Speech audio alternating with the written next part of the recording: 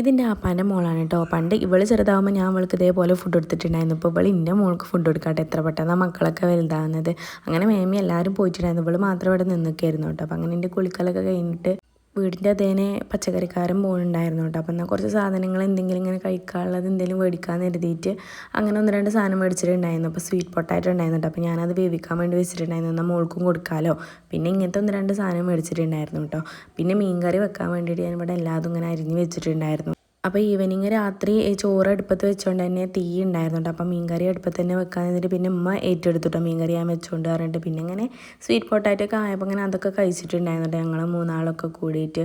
മോൾക്കും കൊടുക്കണൊക്കെ നല്ലതല്ലേ. പിന്നെ ഞാൻ മീനൊക്കെ അവിടെ പൊരിച്ച് വെച്ചിട്ടുണ്ടായിരുന്നു. അവിടെ കറി ഉമ്മ റെഡിയാക്കിയിട്ടുണ്ടായിരുന്നു, നല്ല ടേസ്റ്റ് ആട്ടോ ഈ കറി. എനിക്ക് എന്തോ ഉമ്മ വെക്കണ കറി എനിക്ക് ഭയങ്കര ഇഷ്ടമാണ്. ഇല്ലെങ്കിൽ ഞാനങ്ങനെ കറി കൂട്ടുന്ന ആളല്ല കേട്ടോ. അങ്ങനെ എല്ലാതും റെഡി ആയിട്ട് പിന്നെ ഞങ്ങൾ ഫുഡൊക്കെ കഴിച്ചിട്ടുണ്ടായിരുന്നു. അപ്പോൾ ഇന്നത്തെ വീഡിയോ ഇത്രയുള്ള, അടുത്ത വീഡിയോ ആയിട്ട് കാണുന്നവരേക്കും ബായ്.